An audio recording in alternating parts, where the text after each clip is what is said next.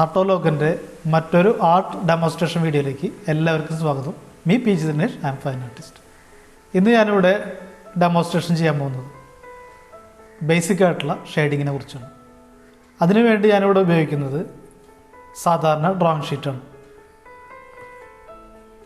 ഇതുപോലുള്ള ഒരു A4 സൈസിലുള്ള ഡ്രോയിങ് ഷീറ്റാണ്. ഇതൊരു ബുക്ക് ഫോമിലാണ് വരുന്നത്.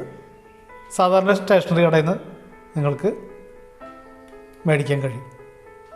അതുപോലെ തന്നെ ഞാൻ ഉപയോഗിക്കുന്നത് 3 രൂപ വില വരുന്ന ഒരു പെന്നാണ്. ഇത് സാധാരണ എഴുതുന്ന പെന്നാണ്, ബോൾ പെന്നാണ്.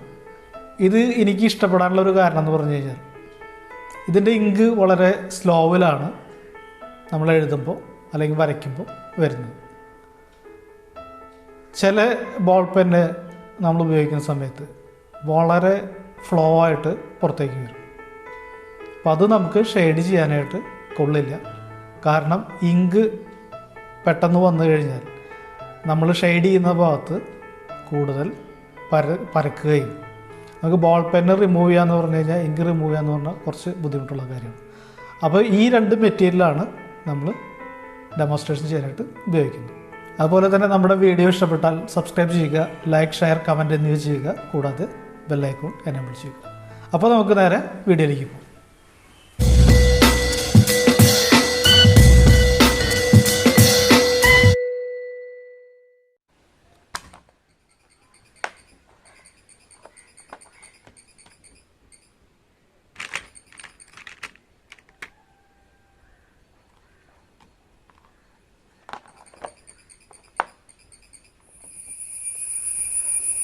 ഇന്ന് ഞാനിവിടെ ചെയ്യാൻ പോകുന്നത് സാധാരണ ഷെയ്ഡിങ് മെത്തേഡിൽ എങ്ങനെയാണ് ഒരു പോർട്രേറ്റ് ചെയ്യുക എന്നുള്ളതാണ്.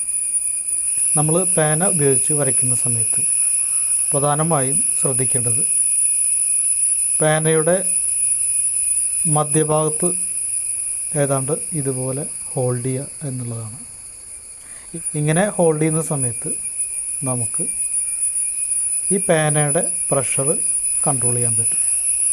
അതിനുദാഹരണമായിട്ട് ഇപ്പോൾ നമ്മൾ എഴുതുന്ന പോലെയാണ് പേന പിടിക്കുന്നത് വെച്ചിട്ടുണ്ടെങ്കിൽ നമുക്ക് ഒരു സർക്കിളായിട്ട് വരയ്ക്കാനോ അല്ലെങ്കിൽ കുറച്ച് നീട്ടി വരയ്ക്കാനൊന്നും സാധിക്കില്ല.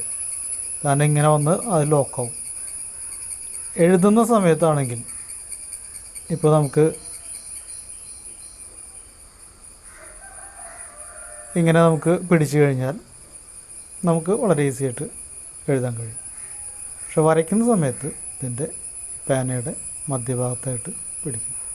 വരയ്ക്കുന്ന സമയത്ത് വളരെ സ്ട്രോങ് ആയിട്ട് നമ്മൾ വരയ്ക്കണമെന്നുണ്ടെങ്കിൽ നമ്മൾ അമർത്തി വരയ്ക്കും. വെളിച്ചം പതിയുന്ന സ്ഥലം നമ്മൾ സാധാരണയായിട്ട് വളരെ നേർത്ത രേഖയായിട്ടാണ് ഉപയോഗിക്കുന്നത്.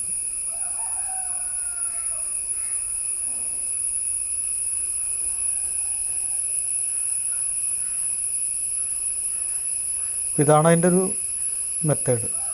ഇപ്പോൾ നമ്മൾ കഴിഞ്ഞ ക്ലാസ്സിൽ നമ്മൾ കണ്ട് മനസ്സിലാക്കി എങ്ങനെയാണ് ഹാച്ച് ഉപയോഗിച്ച് വരയ്ക്കാനുള്ളത്. അപ്പോൾ ഈ ഡെമോൺസ്ട്രേഷൻ ക്ലാസ്സിൽ ഞാൻ ചെയ്യാൻ പോകുന്നത് എങ്ങനെയാണ് ഷെയ്ഡിങ് മെത്തേഡ്. അത് വളരെ ബേസിക് ആയിട്ടുള്ളൊരു കാര്യമാണ് ഷെയ്ഡിങ് മെത്തേഡ്. ഷെയ്ഡിങ് മെത്തേഡ് ചെയ്യുന്ന പെൻ ഉപയോഗിച്ച് ചെയ്യുമ്പോൾ കുറച്ച് പരിശീലനം വേണം. ഇതത്ര വലിയ സംഭവമൊന്നുമല്ല. നമുക്ക് സ്ഥിരമായി പ്രാക്ടീസ് ചെയ്ത് കഴിഞ്ഞാൽ ആർക്കും ചെയ്യാവുന്നതുള്ളൂ.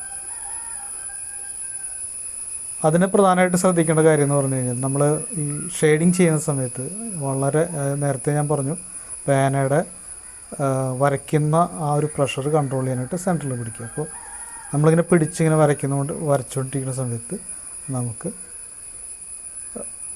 വളരെ ലൈറ്റായിട്ട്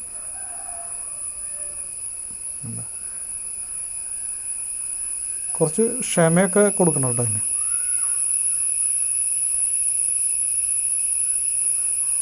ഇത് ഫില്ല് ചെയ്യാനായിട്ട് നമുക്ക് വേണമെങ്കിൽ ചെറുതായിട്ട്, അതായത് നമ്മൾ ആ ക്രോസ് ഹാച്ചിങ് മെത്തേഡാണ്. പക്ഷേ നമ്മൾ കാണുന്ന ആൾക്കത് ഒരു ടോണായിട്ടാണ് കാണാം.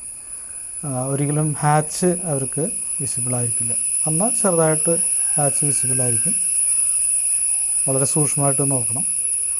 ചില പേനകൾ ഇത്തരം നമ്മൾ ഷെയ്ഡിങ് ചെയ്യുന്ന സമയത്ത് നമ്മുടെ വേണ്ട രീതിയിൽ നമുക്ക് ഈ ടോൺ കൊണ്ടുവരാൻ കഴിയില്ല. കാരണം ഒരുപാട് ഇങ്ക് പെട്ടെന്ന് പുറത്തേക്ക് വരുന്നൊരു സ്വഭാവമുള്ള പേനയായിരിക്കും. അപ്പോൾ ഇങ്ക് ധാരാളം വരാത്ത രീതിയിലുള്ള, അതായത് ഇങ്ക് വളരെ കൺട്രോൾഡായിട്ട് വരുന്ന ടൈപ്പ് പേന വേണം നമ്മൾ സെലക്ട് ചെയ്യാനായിട്ട്.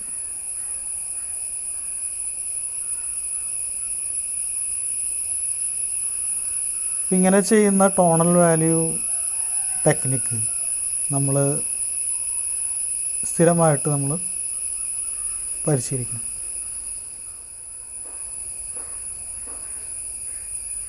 ലൈറ്റിൽ നിന്ന് ഡാർക്ക് ഏരിയയിലേക്കാണ് നമ്മുടെ ടോണൽ വാല്യൂ മൂവ് ചെയ്യുന്നത്.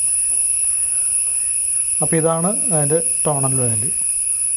നമ്മൾ ഷെയ്ഡ് ചെയ്യുമ്പോൾ ശ്രദ്ധിക്കേണ്ട ടോണൽ വാല്യൂ. ഇനി ഞാൻ ഈ ടോണൽ വാല്യൂ നമ്മൾ പോർട്രേറ്റ് ചെയ്യുന്ന സമയത്ത് നമുക്ക് എങ്ങനെ ഉപയോഗിക്കാനുള്ളത് നമുക്ക് കാണാം.